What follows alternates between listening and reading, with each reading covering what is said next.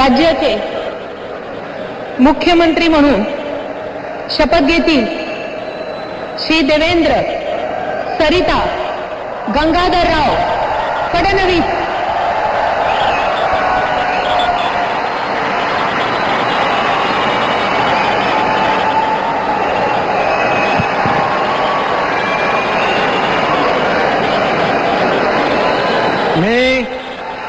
मी देवेंद्र सरिता गंगाधरराव फडणवीस ईश्वर साक्ष शपथ घेतो की कायद्याद्वारे स्थापित झाले आहे अशा भारताच्या संविधानाबद्दल मी खरी श्रद्धा व निष्ठा बाळगेन।